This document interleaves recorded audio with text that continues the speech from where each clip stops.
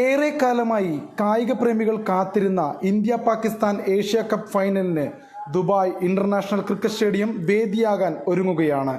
ഇനി ഏതാനും നിമിഷങ്ങൾ മാത്രമേ ഉള്ളൂ ഇന്ത്യയും പാകിസ്ഥാനും തമ്മിലുള്ള യുദ്ധസമാനമായ പോരാട്ടത്തിന്. 41 വർഷം പഴക്കമുള്ള ടൂർണമെന്റ് ചരിത്രത്തിലെ ആദ്യത്തെ ക്ലാസിക് ഫൈനലാണിതെന്ന് നിസ്സംശയം പറയാം. അതായത് ആദ്യമായിട്ടാണ് ഇന്ത്യയും പാകിസ്ഥാനും തമ്മിൽ ഏറ്റുമുട്ടുന്നത്. ഈ ടൂർണമെന്റിലെ തോൽവി അറിയാത്ത ഒരു ടീമായി ഇന്ത്യ മാറിയിട്ടാണ് ഫൈനലിലേക്ക് എത്തിയിരിക്കുന്നത്.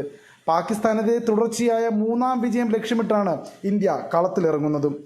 ഗ്രൂപ്പ് റൗണ്ടിൽ 7 വിക്കറ്റിനും സൂപ്പർ 4-ൽ 6 വിക്കറ്റിനുമായിരുന്നു ഇന്ത്യയുടെ വിജയം. നേർക്കുനേർ വന്ന മേജർ ഫൈനൽ പോരാട്ടങ്ങളുടെ ചരിത്രം നമുക്കൊന്ന് പരിശോധിച്ചു നോക്കാം. ആ പരിശോധനയിൽ മനസ്സിലാകുന്നത് പാകിസ്ഥാന് തന്നെയാണ് കണക്കുകളിൽ മുൻതൂക്കം എന്നാണ്. ഇരു ടീമുകളും ഏറ്റുമുട്ടിയ 5 പ്രധാന ഫൈനലുകളിൽ 3 തവണയാണ് പാകിസ്ഥാൻ ഇന്ത്യയെ തോൽപ്പിച്ചത്. 2 തവണ മാത്രമാണ് ഇന്ത്യക്ക് വിജയിക്കാൻ സാധിച്ചത്. ആ ചരിത്രം നോക്കിയാൽ 1984 ലോക ചാമ്പ്യൻഷിപ്പിൽ ഇന്ത്യ 8 വിക്കറ്റിന് വിജയിക്കുകയുണ്ടായി. അതിനുശേഷം 1986 ഓസ്ട്രൽ ഏഷ്യ കപ്പിൽ മിയാന്താദിന്റെ സെഞ്ചുറിയുടെ മുകളിൽ പാകിസ്ഥാൻ വിജയിച്ചു കയറി. 1994 ഏഷ്യ കപ്പിലും 39 റൺസിന് പാകിസ്ഥാൻ വിജയിച്ച ചരിത്രമുണ്ട്. 2007 ICC T20 ലോകകപ്പിൽ ഇന്ത്യ 5 റൺസിന് വിജയിച്ചു. ഒരു ഫൈനലിൽ ഇന്ത്യയുടെ അവസാനത്തെ വിജയം കൂടിയാണിത്. 2017 ചാമ്പ്യൻസ് ട്രോഫിയിൽ പാകിസ്ഥാൻ 180 റൺസിന്റെ കൂറ്റൻ വിജയമാണ് നേടിയത്. ഇത് ഫൈനലിൽ പാകിസ്ഥാന്റെ അവസാന വിജയം കൂടിയായിരുന്നു. ഇന്ത്യ പാകിസ്ഥാൻ പോരാട്ടങ്ങളിൽ പഴയ കണക്കുകൾക്ക് വലിയ പ്രസക്തിയൊന്നും കൽപ്പിക്കേണ്ടതില്ല. കാരണം സമീപകാലങ്ങളിലായി പാകിസ്ഥാൻ ഒരു മത്സരം പോലും ഇന്ത്യയുമായി വിജയിച്ച ചരിത്രം പോലുമില്ല.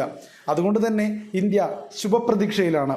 ശ്രീലങ്കയുമായുള്ള നിർണായക വിജയം അമിത ആത്മവിശ്വാസം എന്നുള്ള ആ ഒരു ഘടകം കുറച്ചിട്ടുണ്ട് എന്നുള്ളതിനാൽ ഇന്ത്യ വളരെ മികച്ച ഒരു പോരാളിയായി തന്നെ പാകിസ്ഥാനെ കണ്ടുകൊണ്ട് പോരാടാനാകും ശ്രമിക്കുക. ഇന്ത്യൻ ടീമിലെ മാറ്റങ്ങളിൽ ഏറ്റവും സുപ്രധാനമായി എല്ലാവരും ഉറ്റുനോക്കുന്നത് സഞ്ജു സാംസണിന്റെ പൊസിഷൻ ചേഞ്ച് ആണ്. ചിലപ്പോൾ ഓപ്പണിംഗിൽ സഞ്ജു കളിക്കാൻ സാധ്യതയുണ്ട്. അങ്ങനെ വന്നാൽ അഭിഷേക് ശർമ്മയ്ക്കൊപ്പം സഞ്ജു ഇന്നിംഗ്സ് ഓപ്പൺ ചെയ്യും. ടൂർണമെന്റിൽ ഇന്ത്യയുടെ ബാറ്റിംഗ് കരുത്ത് അഭിഷേക് ശർമ്മയുടെയും മറ്റു പ്രകടനങ്ങളിലാണ് കേന്ദ്രീകരിച്ചതെങ്കിലും നിർണായക ഫൈനലിൽ ടീമിന്റെ പ്രതീക്ഷയുടെ ഭാരം പേറാൻ കഴിവുള്ള താരമായി സഞ്ജു സാംസൺ മാറിയിരിക്കുകയാണ്. ഈ ഏഷ്യ കപ്പിൽ മിഡിൽ ഓർഡറിൽ ലഭിച്ച അവസരങ്ങൾ മുതലെടുത്ത് സഞ്ജു ശ്രദ്ധേയമായ പ്രകടനങ്ങളാണ് നടത്തിയിട്ടുള്ളത്. 3 ഇന്നിംഗ്സുകളിലായി 36 ശരാശരിയിൽ 108 റൺസാണ് അദ്ദേഹം നേടിയിട്ടുള്ളത്.